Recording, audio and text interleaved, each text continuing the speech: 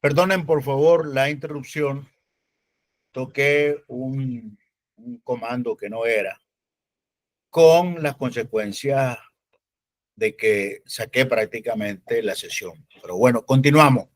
Recapitulando entonces, decíamos que Bayón Chacón y Pérez Botija señalan de nuevo, de manera clara, el tema de la pluralidad y el tema de la facultad de abandonar el sindicato,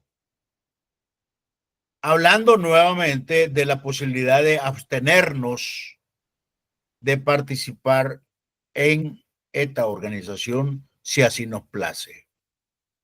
Para Ojeda Avilés, el contenido fundamental del derecho de libertad sindical lo constituye la facultad o libertad de hacer el sindicato, de constituir, de crear el sindicato en unión de otros compañeros. Y en ese marco, también repitiendo los criterios de los anteriores doctrinarios, subraya la misma posibilidad de mantenerse en el organismo o salirse de él. Barrionuevo Peña, profesor de la Universidad de Madrid, escribió el artículo Los sindicatos y las asociaciones de empresarios. Y en su artículo, Barrionuevo Peña señala efectivamente dos grandes componentes de la libertad sindical. Una de carácter colectivo, el derecho de fundar o de organizar sindicatos, y la otra de carácter individual, el derecho de afiliarse a aquel sindicato de su preferencia o de no afiliarse a ninguno. En esto juega esta conjunción de acción colectiva con decisión individual. Para crear el sindicato operamos colectivamente. Para pertenecer o no, nos movemos en la dimensión de nuestra propia decisión. Esto es muy importante tenerlo presente porque, de nuevo, constituye una de las aristas más relevantes de la libertad sindical. En ese contexto de este criterio, podemos derivar que efectivamente la libertad sindical puede actuar en un régimen de pluralismo sindical, es decir, existen varios sindicatos y cada uno de ellos se mueve de acuerdo con su propia lógica. Y la existencia de la libertad sindical entraña la posibilidad del reconocimiento a la legitimidad jurídica y natural de que en una empresa existan varias organizaciones sindicales. No puede extrañarnos, ni tenemos por qué oponernos a esta diversidad orgánica. Incluso estos autores consideran que es inaceptable forzar la unidad sindical. En el seno de la OIT hay que señalarlo y decirlo claramente. Toda la vida se discutió en el seno del Comité de Libertad Sindical y de la Comisión de Normas, se discutió que las legislaciones nacionales que imponían una sola central sindical eran legislaciones que violentaban el principio contenido en el convenio 87 y el convenio 98. Esto tenía mucho que ver con los estados que pertenecían evidentemente al modelo político que se conoció como el modelo socialista, en donde por regla general la central sindical era una sola, pero además una sola y sometida a la autoridad del partido de gobierno, como todo lo demás en las sociedades calzadas sobre este modelo. ¿Cuál era la discusión? La discusión no era si los trabajadores voluntariamente querían tener una sola central sindical. En eso todo el mundo coincidía y decía, bueno, esa es su voluntad. No, el problema es cuando en virtud de una ley se imponía a todos los trabajadores la existencia de una sola central sindical. Esa imposición es la que siempre fue considerada en el seno de la OIT como una imposición violatoria de la libertad sindical. Otro elemento importante en este contexto doctrinal es la opinión de Galar Folch, que señala que en realidad la libertad sindical se debe de ver desde dos facetas. Uno, el derecho del trabajador o el empleador para asociarse en organizaciones profesionales de su libre elección. Y dos, la autarquía jurídica de las asociaciones profesionales constituidas para actuar con medios que les son propios. ¿En defensa de qué? En defensa de los intereses sociales que representan o personifican.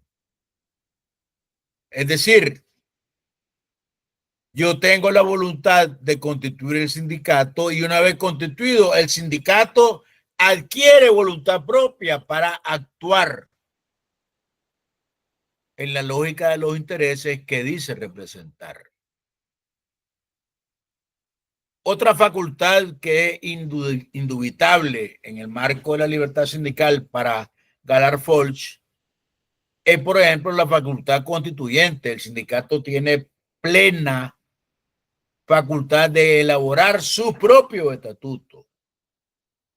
Dos, la de la autonomía interna, que consiste en designar a sus dirigentes, deliberar libremente sobre los temas que les son de su interés, proveer a su administración a través de la cuota sindical y establecer los servicios que se juzguen útiles para los asociados.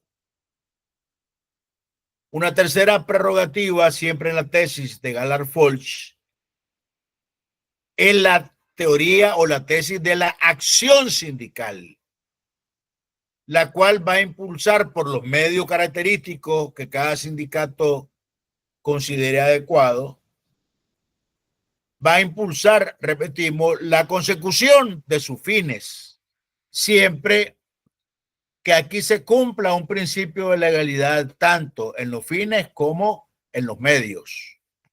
Es decir, se sobreentiende que los objetivos de un sindicato no deben violentar la legalidad y se sobreentiende que los medios utilizados para el sindicato tampoco deben violentar la legalidad.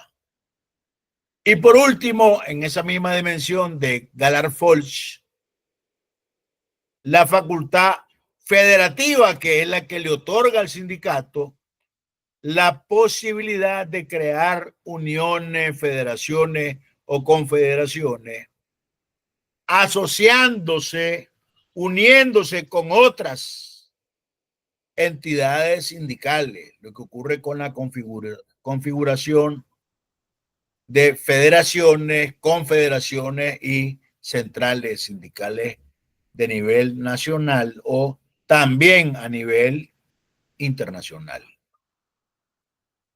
En ese escenario, Mario de la Cueva, que es un referente del derecho laboral latinoamericano, lleva la discusión al terreno en el que la conquista de la libertad sindical aparece como un reconocimiento a ese derecho que por su naturaleza es un derecho social y no efectivamente como que si fuera simplemente una concesión del Estado.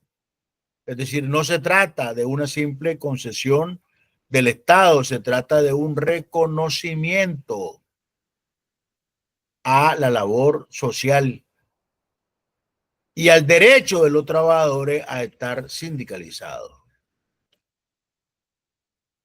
En este escenario, entonces, evidentemente que para Mario de la Cueva, esta concepción genera para el Estado un deber en la dimensión negativa. El Estado no debe estorbar la libre sindicalización y no debe de obstruir la dinámica y la lucha del trabajo cuando está batallando para equilibrarse con relación al capital.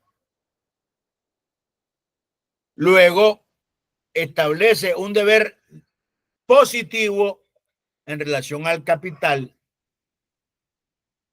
consignado en el artículo 387 de la Ley Federal del Trabajo, que tiene una implicación altamente relevante. Voy a leerlo textualmente.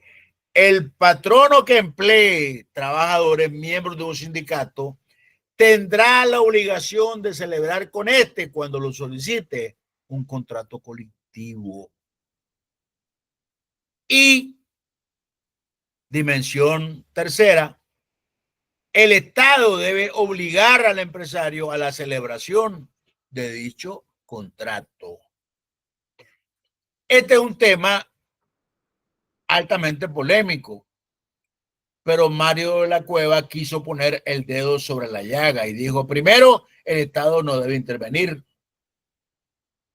Segundo, si interviene, debe ser para dejarle claro al empleador que si él contrató trabajadores que se sindicalizaron, es natural que tenga que sentarse a negociar un convenio colectivo. A lo que no está obligado, y eso la jurisprudencia centroamericana lo ha marcado y lo vamos a estudiar en su momento, es a aceptar las condiciones que el sindicato le demandan en el marco de la negociación del convenio colectivo. Son dos cosas totalmente distintas. Yo me puedo sentar a negociar. Ahora no estoy obligado a aceptar todo lo que me pidan, porque entonces automáticamente ya no es una negociación. En ese contexto, ya sabemos que la libertad sindical está consignada en los convenios internacionales del trabajo y ya hicimos toda una referencia a su contenido en el convenio 87, en el convenio 98 y a los principios que están contenidos en esos convenios. Yo nada más lo repaso a título enunciativo, ¿verdad? ¿Cuáles son los principios contenidos en ellos? El principio de el derecho de constituir organizaciones sindicales, el derecho de afiliarse a estas organizaciones, las garantías que la ley nacional debe dar para el ejercicio del derecho de libertad sindical, la abstención de las autoridades públicas para intervenir tratando de violentar o forzar la voluntad de los trabajadores, la facultad de elaborar su estatuto de reglamento administrativo y la facultad de elegir libremente a sus representantes, la facultad de organizar su gestión y su actividad, la facultad del sindicato de formular su programa de acción, la posibilidad de que no estén sujetos a disolución o suspensión por la vía administrativa. En toda la teoría que nosotros conocemos sobre la libertad sindical, se proscribe, y ya lo vimos en su momento, que el Ministerio del Trabajo pueda ordenar la disolución de un sindicato. Dicho sea de paso, la cancelación de la personería jurídica del sindicato equivale a disolverlo. ¿Quién es la autoridad llamada a disolver un sindicato después de un juicio, obviamente, la autoridad judicial. ¿Y por qué en un juicio? Porque ahí se van a debatir las razones alegadas para que el sindicato desaparezca o las razones sustentadas en una sentencia para que el sindicato siga existiendo. Otro derecho es la posibilidad de constituir federaciones y confederaciones, ya lo dijimos. El de constituir organizaciones internacionales o afiliarse a ellas. El de proteger a los miembros del sindicato y a sus dirigentes con la famosa figura del fuero sindical. Fuero sindical es la garantía de que el dirigente no pueda ser objeto de medidas de represalia, despido directo, despido indirecto, despido simulado, renuncia forzada, etcétera, o de mejoramiento de sus condiciones al extremo de obligarlo a renunciar cuando asume su función de dirigente o cuando ha dejado de cumplirla durante un plazo prudente. Por ejemplo, hay países en donde el fuero sindical se mueve tanto en la lógica preventiva como en la lógica posterior, es decir, al primer núcleo o grupo de sindicatos de trabajadores que se configuran en sindicato, se les cubre con protección contra el despido con el solo hecho de presentar la solicitud ante el Ministerio del Trabajo. Eso ocurre, por ejemplo, en la legislación nicaragüense. Hay lo que nosotros conocemos en Nicaragua, el fuero sindical preventivo. Porque antes el fuero sindical nacía hasta que el Ministerio del Trabajo emanaba la personería jurídica. Ya para ese momento estaban despedidos todos los dirigentes y los activistas. Entonces se estableció el fuero sindical preventivo precisamente para que quienes conformaban el núcleo originario del sindicato, hasta 20 trabajadores, no pudieran ser despedidos mientras se desarrollaba el proceso final de legalización.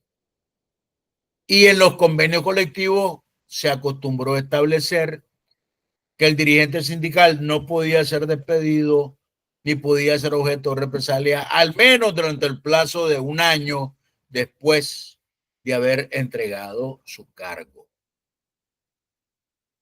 El otro principio, que estoy nada más recapitulando, es impedir toda injerencia de organizaciones extrañas y además de eso, la necesidad de instaurar medidas para promover y desarrollar la negociación colectiva. Cuando estudiemos la negociación colectiva, vamos a estudiar que efectivamente la primera actitud es casi un reflejo de los trabajadores una vez que han organizado el sindicato, de presentar un pliego petitorio para mejorar las condiciones laborales, es decir, para eso que se organizan. Bien, veamos ahora algunos aspectos polémicos en la doctrina de la libertad sindical, que ya este es un análisis reflexivo sobre todas estas categorías que hemos visto hablando de la institución de la libertad sindical. Primero, el tema de la libertad sindical negativa y sus efectos prácticos. Los dirigentes sindicales en la OIT señalaban: hablar de libertad sindical negativa es una trampa. ¿Por qué razón? Porque cuando proclamamos el derecho a no pertenecer a una organización sindical, en realidad estamos invitando al trabajador a que no se organice. Y si hay un empleador que crea condiciones hostiles para los que se organicen y paralelamente se proclama el derecho a no organizarse, evidentemente que se está invitando a que el trabajador liquide, controle, apacigüe su deseo de organizarse por las consecuencias que se le están anunciando de manera subyacente. Al otro lado de la acera se dice, no, no, no. Evidentemente tiene derecho de sindicalizarse y tiene derecho de no hacerlo. Nadie lo puede obligar a que lo haga.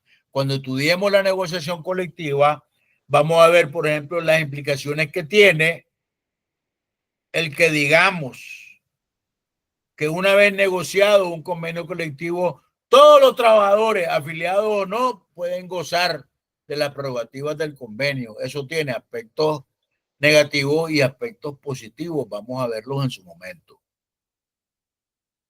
El segundo elemento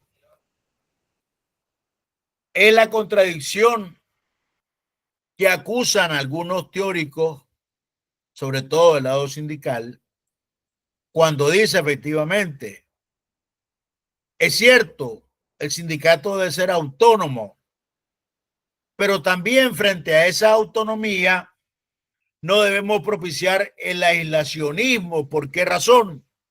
Porque es obvio que los sindicatos necesitan articular sus esfuerzos en federaciones o grandes organizaciones territoriales. ¿Por qué? Porque solo así aumentan su fuerza.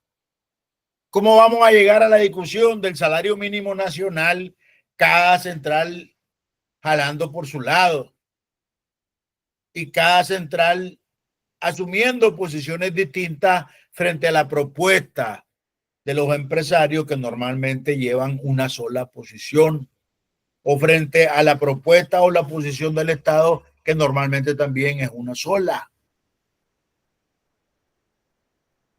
Debemos de reconocer la autonomía sindical, pero también reconocer la necesidad, la prerrogativa y el derecho de articular una visión y una acción sindical conjunta para que la fuerza a la hora de la negociación sea mayor.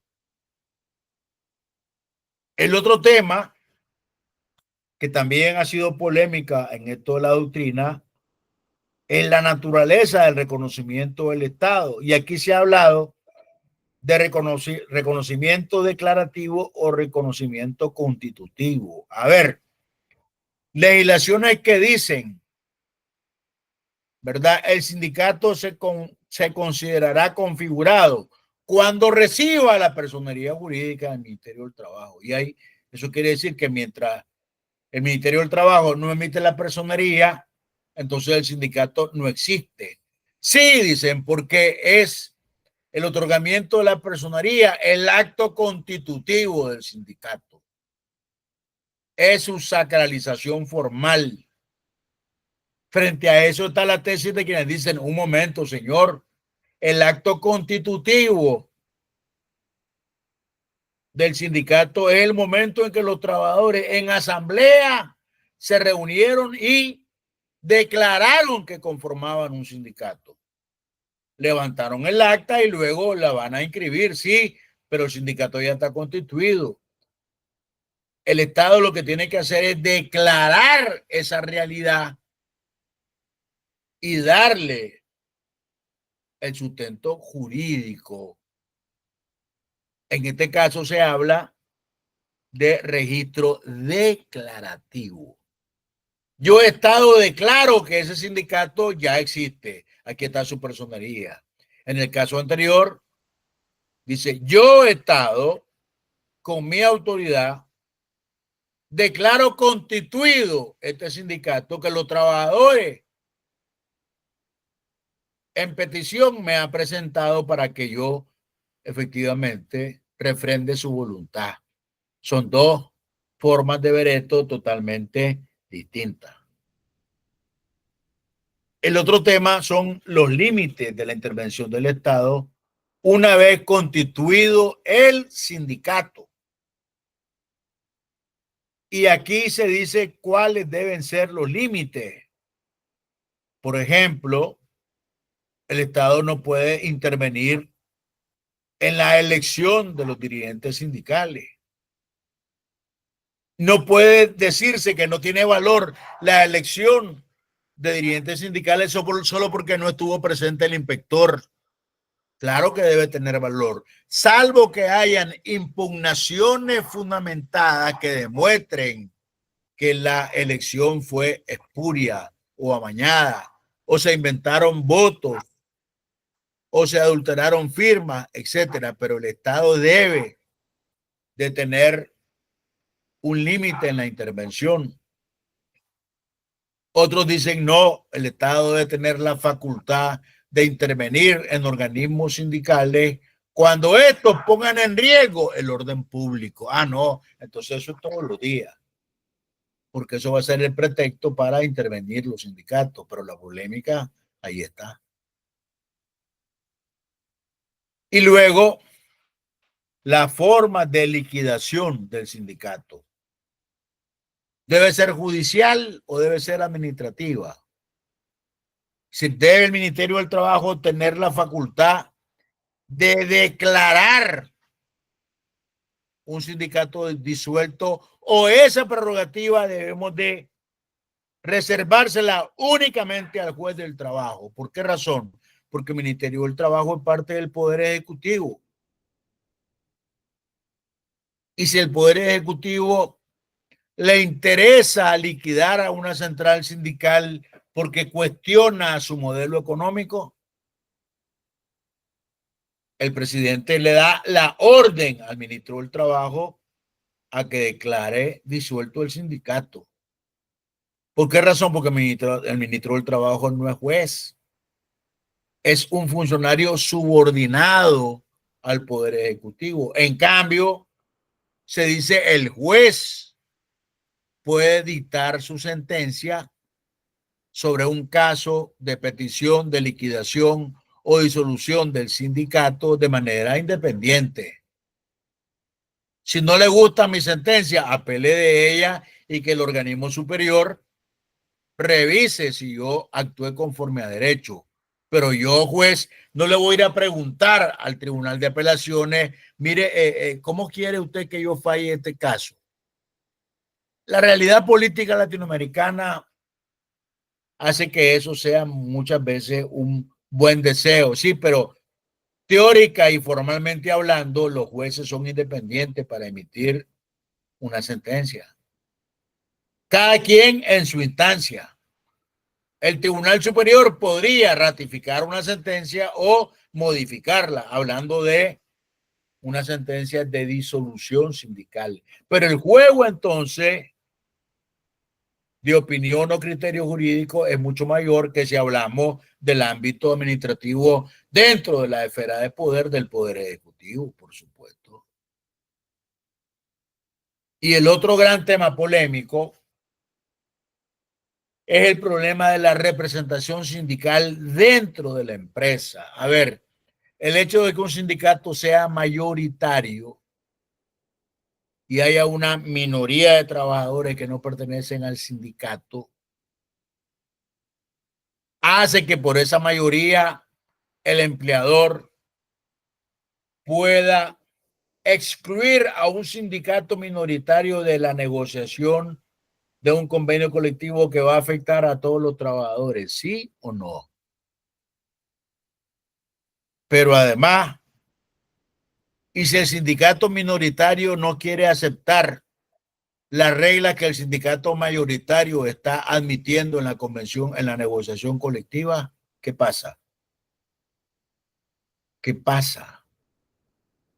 Eso es uno de los clásicos escenarios de conflicto en la negociación del convenio colectivo. Lo correcto es que la autoridad administrativa en esos casos intervenga para tratar de encontrar un equilibrio entre el sindicato que se considera minoritario y el sindicato que se considera mayoritario. Lo que no puede ocurrir es que los sindicatos mayoritarios, entre comillas, aplasten a los sindicatos de minoría y le nieguen su derecho a existir, porque entonces regresaríamos evidentemente a la violación de los preceptos fundamentales que tienen que ver con la libertad sindical.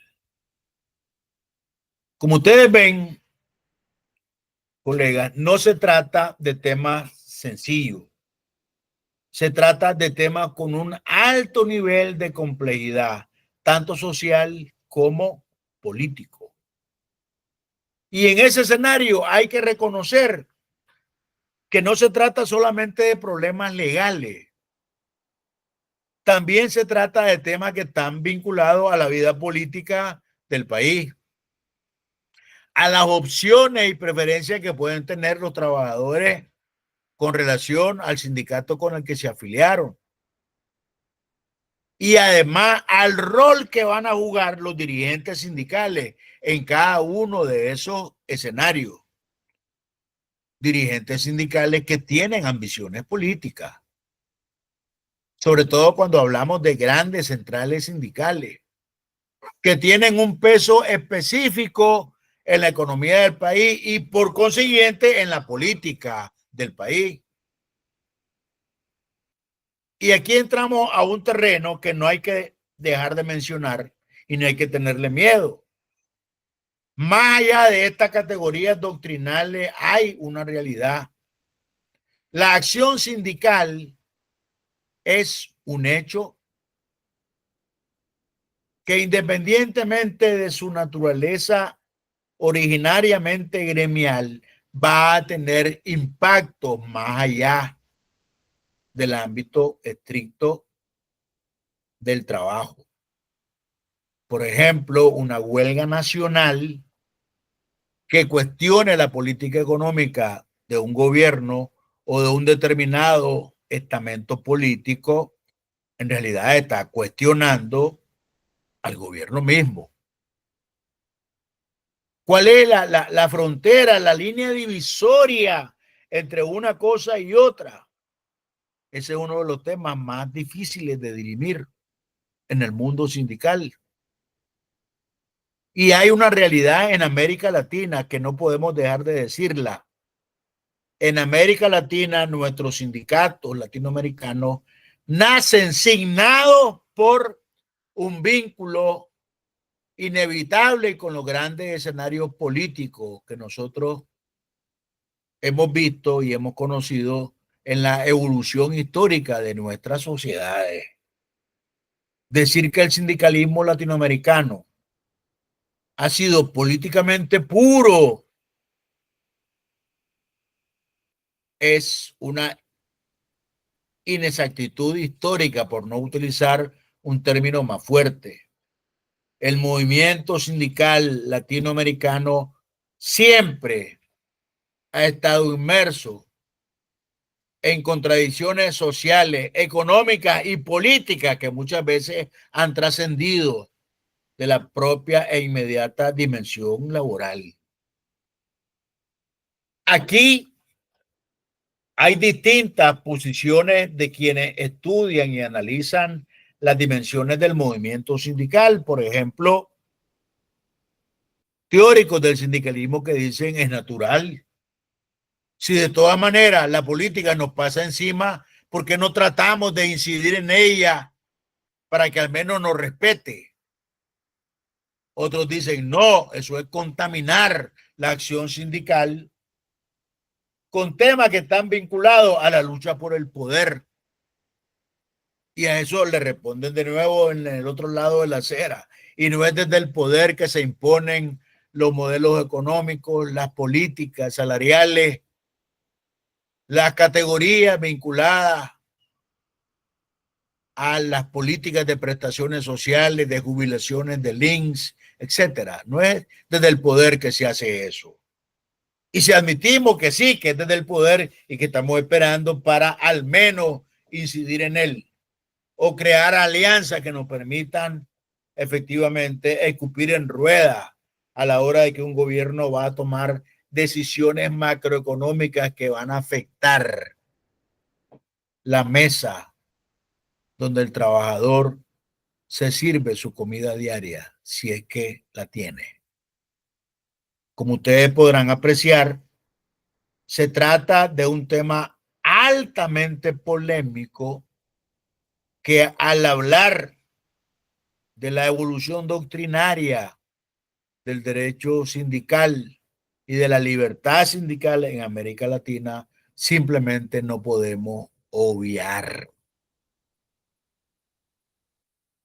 No es, muchas veces no es que la acción sindical quiera per se convertirse o introducirse en el terreno de la política. No, es que muchas veces la política, que es global y afecta a la economía, evidentemente se vincula a los escenarios en donde se producen las relaciones laborales.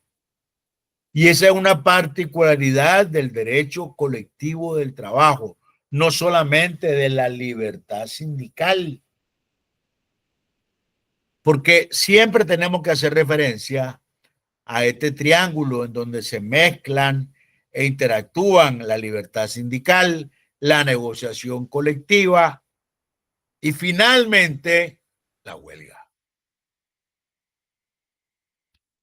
De esta manera, entonces,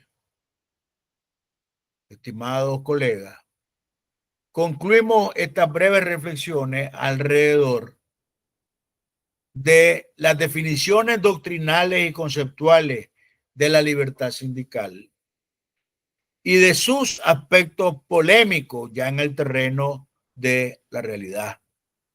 Esperamos que esta sesión de reflexiones les sirva a ustedes de insumo para tratar de entender la complejidad integral de la libertad sindical como institución del derecho del trabajo y como prerrogativa del sector social más vulnerable en la relación de trabajo, como es efectivamente el sector trabajador.